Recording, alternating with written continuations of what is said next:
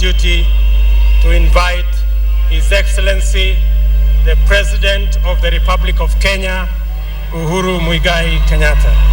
Mr. President, sir.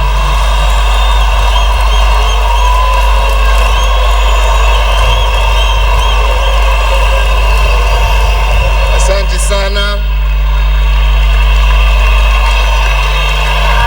Asanteni sana. Wakenya mpo? Wakenya mpo? Asante sana. Na washukuru sana siku ya leo. Wenzangu, kwa sababu ya wageni, mniruhusu tuongee na hii lugha yao ndio wasikie yale ambayo tuko naye. Yetu tutaongea baadaye.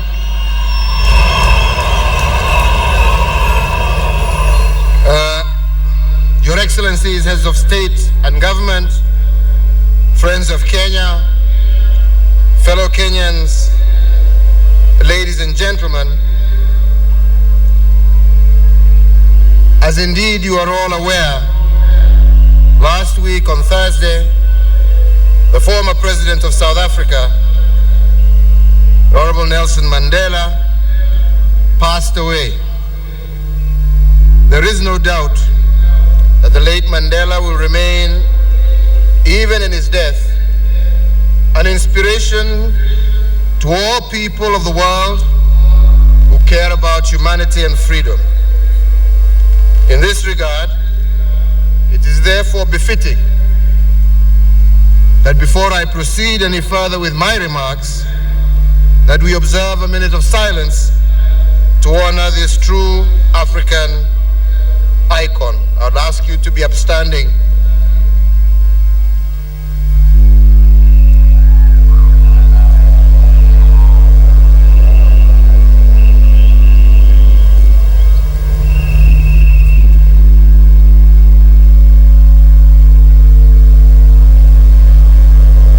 Thank you very much. We pray that Almighty God rest Mandela's soul in everlasting peace. As we celebrate this defining moment in our history, let us also remember all those Pan-Africanists whose sacrifice and unity of purpose saw the liberation of our continent.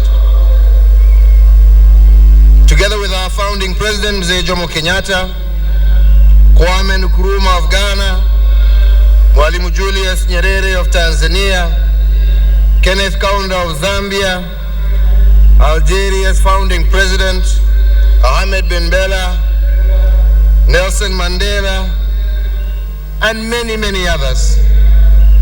These were the visionaries who saw a united Africa as the foundation of a truly prosperous continent. We are proud of these great sons of Africa and acknowledge their sacrificial role which continues to shape our continent. Your Excellencies, we as Kenyans are proud that our freedom struggle provided inspiration to Nelson Mandela, one of history's greatest leaders. His life and monumental accomplishments testify to the necessity to fight for freedom. Indeed, we have been privileged to live during his time and to learn much from him. Your Excellencies, ladies and gentlemen, today marks a historic and indeed momentous and glorious day for our country, Kenya. It was with joy and pride that we celebrate 50 years of independence. 50 years ago, on December 12, 1963, a new and hopeful nation, Kenya, was born with unlimited potential. We were now a free and sovereign people, and we began the journey of determining our own political, economic, and social destiny. Our struggle for independence, which had gone on for many years, had finally borne fruit. But this independence did not come cheap. It was won by the brave, selfless, and visionary men and women who were willing to sacrifice even their own lives for the love of their country. And indeed, thousands paid the ultimate price in the course of the struggle. This they did to guarantee that their children and children's children would be free and live with dignity. The freedom we enjoy today was earned by the blood of patriots, and their sacrifices must never be in vain. As we recognize the important role that they played in our nation's history, we must remember that the greatest honor that we can give them is to live by the high ideals that they envisioned for Kenya. Their passionate dream for an equitable, free, and just Kenya must be our driving force today and in the years to come. Most importantly, the unity exhibited by the freedom fighters, regardless of their race, tribe, religion, or class, should motivate our efforts to build a united, prosperous nation. Devoid of ethnic or parochial divisions, we must remain united as Kenyans, and I underscore that this is not a matter of choice. Your Excellencies, ladies and gentlemen, at independence, our founding president identified 3 enemies that we were to fight from then on. These were poverty, ignorance, and disease. Over the last 50 years, we have made great strides in overcoming these problems. 50 years ago, our economy was basically one producing primary commodities that were meant to provide raw materials for our colonizers' industries. Today, the economic landscape is significantly different. There are thousands of successful local entrepreneurs who are engaged in a myriad of business activities that produce goods and services for domestic consumption as well as for export. Our securities exchange is thriving and is one of the leading forces on the continent. We have a strong middle class that is growing by the day. The service sector, especially ICT, has grown in leaps and bounds, driven by homegrown innovations, and is now providing livelihood to millions of our people. Kenya is now a regional financial hub, and numerous multinational companies have set up regional and continental offices in Nairobi. Most importantly, our agricultural sector, which is the backbone of our economy, has become increasingly modernized. Indeed, it is a source of income for most and many of our farmers. We also have an enviable infrastructure network that facilitates trade across the country as well as the region. To increase our stock of infrastructure, I recently launched the construction of the standard gauge railway and the new Jomo Kenyatta International Airport's Greenfield Terminal. These projects will greatly enhance our competitiveness as Kenya, and indeed our competitiveness for the entire Eastern African region. They will also provide opportunities for employment for our youth during construction and after completion. To further deepen our infrastructure development, my government, in collaboration with our neighbors, has committed to undertake the Lamu Port, South Sudan, Ethiopia Transit Project, which will open a second major corridor of development in this region. Your Excellencies, ladies and gentlemen, 50 years ago, millions of our people were illiterate and unschooled. Today, over 90% of Kenyans have an education. We have a forward-looking, versatile, ambitious people able to support every industry in the modern economy. Today, Kenya boasts 22 public universities, dozens of private universities, thousands of colleges and institutes. The array of professions being developed is amazing. We are in the forefront in industrial and ICT training, not to mention traditional professions. As I speak, this month alone, some 10,000 Kenyans graduated from universities. 50 years ago, healthcare was inaccessible to most of our people. Health facilities were few and far between, and thousands of our people died from treatable medical conditions. Today, the situation is remarkably different. Not only do we have thousands of health workers, but also services are much closer to the people, as health facilities are now spread across all parts of the country. We also have achieved notable success in the area of child and maternal health. 50 years ago, electric lighting was only associated largely with the cities of Nairobi and Mombasa. Today, we have, through a thorough, comprehensive, rural electrification public investment program, taking electric power to most parts of the country that were in the past viewed as remote. This is transforming our rural setups and indeed empowering our people in those areas. As we commemorate this historic Jamhuri Day, I call three things to your attention. First of all, I appeal to you to reflect on the sacrifices of our freedom fighters. At a dark time, these heroes and heroines, peasants, menial laborers, clerks, traders, young people, ordinary people, chose at enormous personal cost to take the just path for their nation. Secondly, let us consider the costs of freedom. Although human rights are fundamental and inalienable, they still need to be protected and defended. Let us all reflect on the value of our freedom and sovereignty and commit ourselves to always defend them.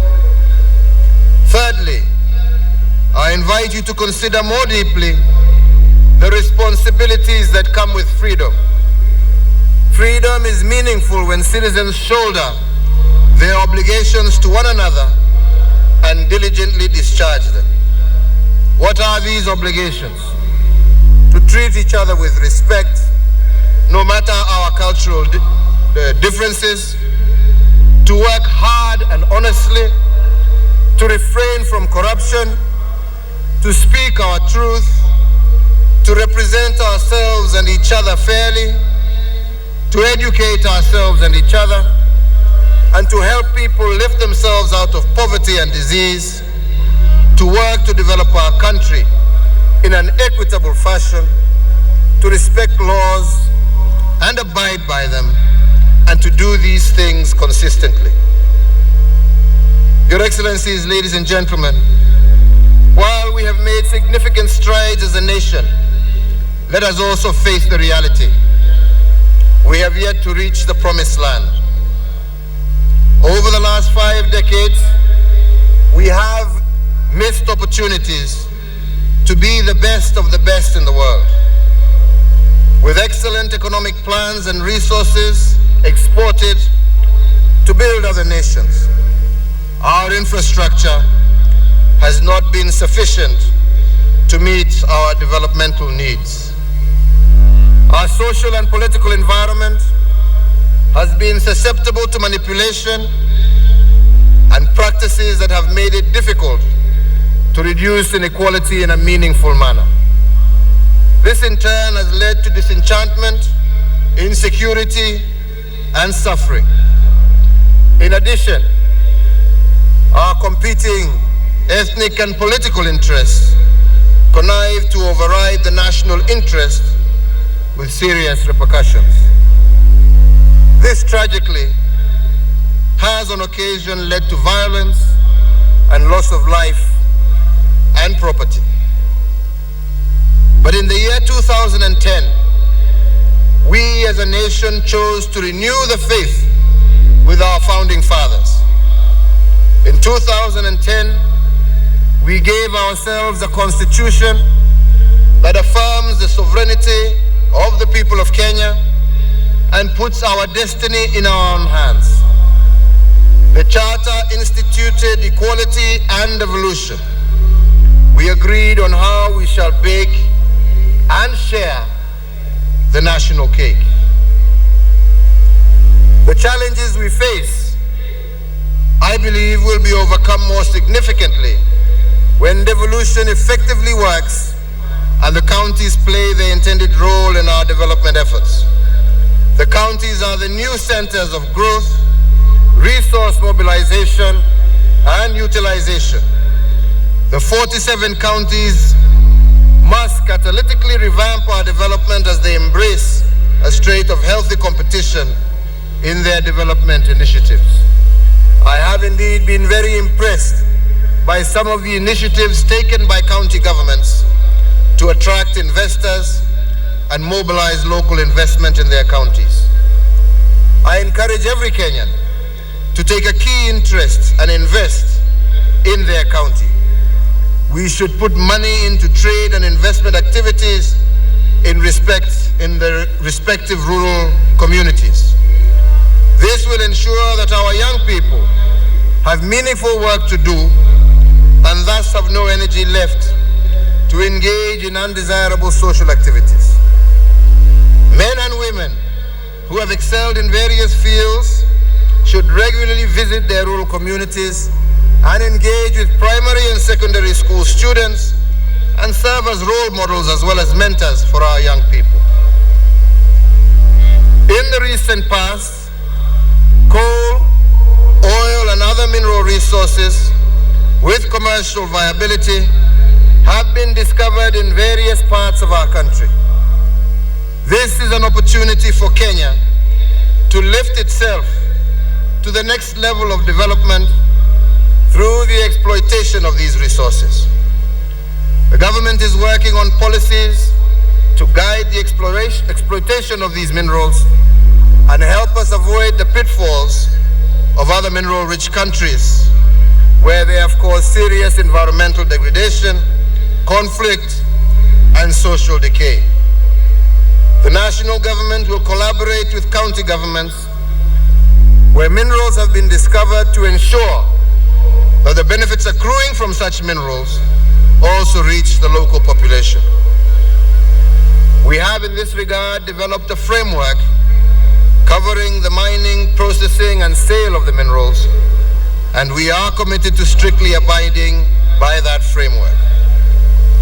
I, however, wish to warn those inciting the local populations to violence in areas where these minerals have been discovered, that the full force of the law will be used against them.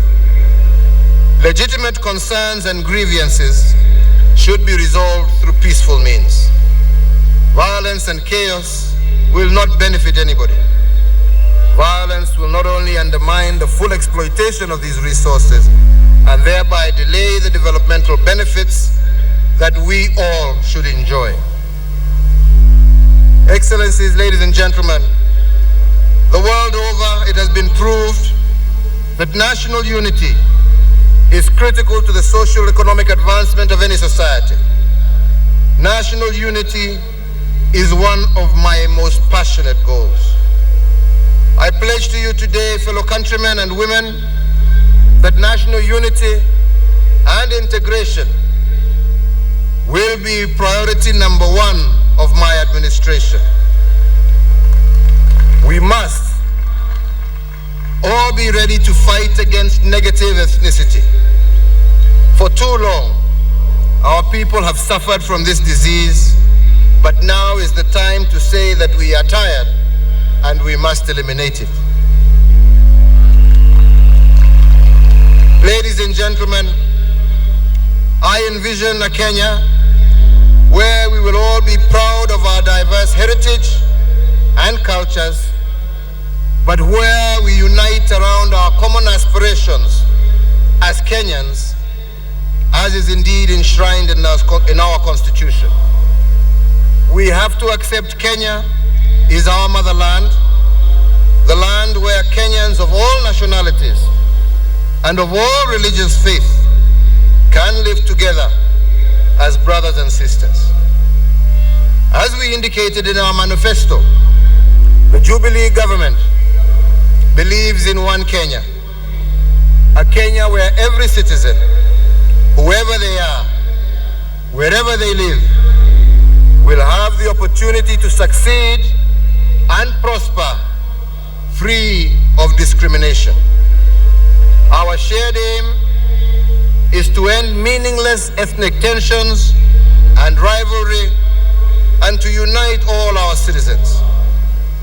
I am determined to provide leadership towards the attainment of this noble objective.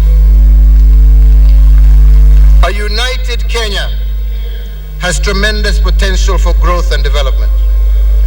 Indeed, Kenya is not a collection of 42 tribes who have to live together.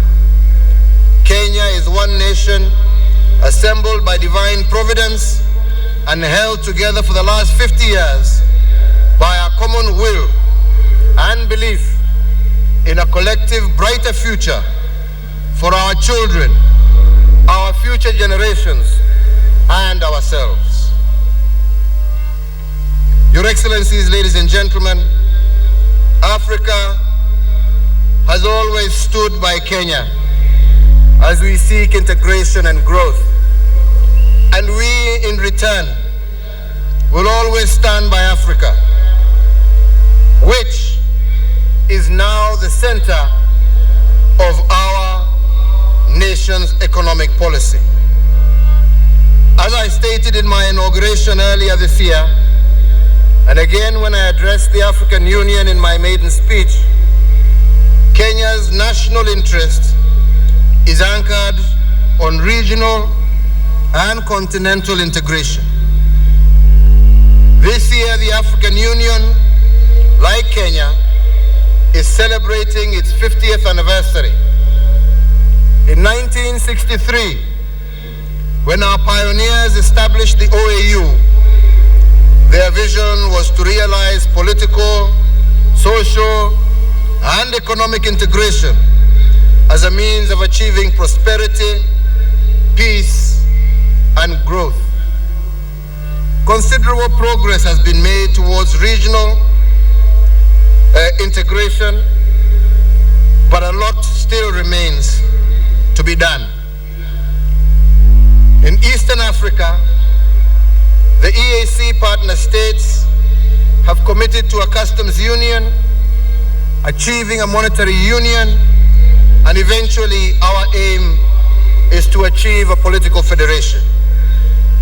Concurrently with the EAC, in partnership with the Common Market for East and Southern Africa, COMESA, and the Southern African Development Community, SADC, we are negotiating a tripartite free trade area.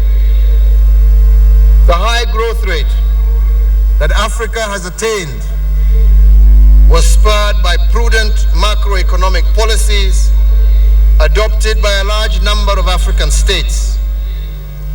The relative peace and security that prevails on most of the continent, the regional integration that engenders growing inter-Africa trade and buoyant commodity prices. In order to sustain and enhance this momentum, it is absolutely necessary to accelerate the implementation of continental integration agenda, especially as relates to infrastructure development, food security, and the free movement of peoples, goods, and services. To further deepen our commitment to the continent, today I announce 5 initiatives on our regional and continental agenda.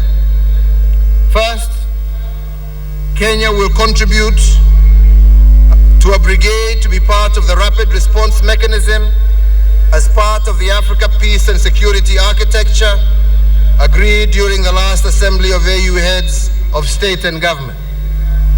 Second, Kenya will champion with our African brothers and sisters the free movement of persons on the continent.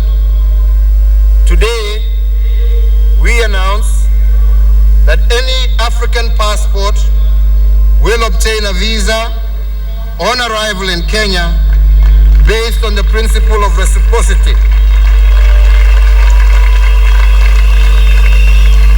Under these arrangements, any African visitor may stay for up to 6 months. The only exception to this rule will be when regional security could be compromised. Third, to sustain and enhance the momentum we in Africa have experienced in the past decade, deeper investment in intra-African trade, and in this regard, Kenya is ready to partner with our sisterly countries in the southern, central, western, and northern regions to fast-track the implementation of the recently adopted Continental Free Trade Area. Kenya has offered to provide technical support to this particular process. Fourth, Kenya is ready to champion the fast-tracking of the implementation of the African Infrastructure Program within the East African region. And fifth, Kenya offers to work with fellow African countries to steer the implementation of an integrated air transport, an African free sky policy in line with the Yamoussoukro decision. We believe these measures are important to add impetus to Africa's growth efforts and to show our commitment to our continent. Let me also acknowledge that day by day, Africa is taking greater responsibility for security on the continent. Africa's peace-building efforts in the Sudan, the Democratic Republic of Congo, and Somalia are testimony to a new approach that will serve our continent well. Your Excellencies, ladies and gentlemen, as Africa grows, so Kenya grows. We are taking radical steps to help our country grow faster. My government is committed to pursuing a new brand of politics. We are committed to fostering an open, tolerant, and hard-working Kenya with modern institutions and adhering to good governance. To do this, all leaders must be ready to be held accountable for their actions. It is the responsibility of Kenyans to scrutinize their leaders and question their performance. My government, in collaboration with Kenyans, will get tough with those who use positions of power to acquire ill-gotten wealth. Therefore, the now fully constituted Ethics and Anti-Corruption Commission must utilize its constitutionally given mandate to investigate and bring to book all those involved in corruption. In the meantime, I urge all Kenyans of goodwill not to give any bribes or otherwise participate in corrupt activities. Ladies and gentlemen, in building our nation and taking it to the next level of development from where we are today, I cannot forget to appreciate the support that we have gotten from our development partners. We are particularly grateful for the support that has gone into building our infrastructure that is critical in enhancing the competitiveness of our economy. We do believe we have more to cooperate with our international friends for the betterment not of Kenya alone, but the world as a whole. However, we have a message for them. It is important to recognize that Africa has come of age. Africa seeks constructive partnerships. We will embrace partnerships based on mutual respect and win-win scenarios. We will not accept partnerships that do not recognize we also have the intellectual capacity to engage on equal terms.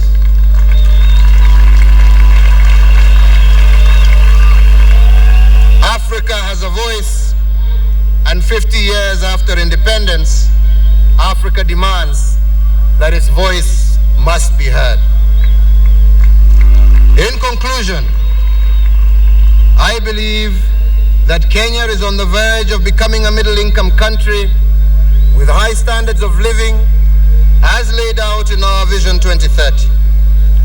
To achieve this desired objective, it is critical that political, religious, and business leaders exercise responsible leadership, and for all of us to respect the rule of law and work hard for the benefit of our country. I want to give an unequivocal commitment to the protection of lives and property of all Kenyans, to the economic prosperity for all of us, to inclusivity and equitable growth that leaves no one behind, and to total adherence to the rule of law. And you on your part as Kenyans, I also expect you to remain united and to adhere to good governance as the key pillars on which to build a strong, prosperous and equitable Kenya. The culture ambaye tumezoea, mali ya umma lazima iishe kutoka sasa. Hakuna mali ya umma, ni mali yetu ya Wakenya, tuitumie vizuri.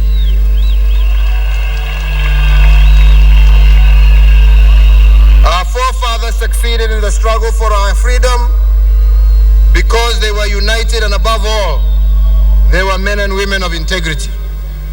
They believed in sharing equally even one grain of maize, if that was all that was available. Therefore, as we celebrate 50 years of independence, let us each make a personal choice to a just, cohesive, and caring nation. That is what our forefathers fought for. That is what we owe them. This is what we owe the future generations and ourselves. Your Excellencies, ladies and gentlemen, I want to take this opportunity to once again thank you very kindly for agreeing to join us on this historic and momentous day for us. Your presence here has made this day great, and we shall remember for a very long time to come. Tuwapigieni wageni wetu makofi tafadhalini, wametuheshimu sana kwa kuja na kuwa pamoja nasi siku ya leo. Wenzangu, kwa sababu ya masaa, mimi sitaki niwachokeshe na mengi, isipokuwa niwaambie ya kwamba tukiwa siku ya leo tuwasherehekea miaka 50 kutoka tupate uhuru wetu. Sisi vizazi ambavyo tuko katika uongozini wakati huu, tuwajitolea kwa hali na mali kuhakikisha ya kwamba tutatumikia Wakenya, tuweze kumaliza na kupambana na umaskini, tuhakikishe vijana wetu wameweza kupata kazi, tuhakikishe ya kwamba mahospitali yetu tuko na dawa, tuhakikishe ya kwamba tuko na usalama na Wakenya wako na uhuru wa kutembea bila kuogopa. Wenzangu, mimi naamini tunaweza kufaulu. Mimi naamini tunaweza kutimiza. Lakini itatuhitaji sisi zote tushikane mikono na tufanye kazi, tukijua ya kwamba hatuna nchi nyingine ambayo tutakimbilia. Kenya ndiyo baba na mama wetu sisi zote, na tuko na jukumu ya kuilinda na kuijenga pamoja. Kwa hivyo mimi nawahakikishia kwa niaba yangu na kwa serikali yangu ya kwamba sisi tuko tayari tufanye kazi, tuhakikishe ya kwamba tumebadilisha maisha ya mwananchi wa kawaida wa hii jamhuri. Tuko hapa kwa sababu yenu,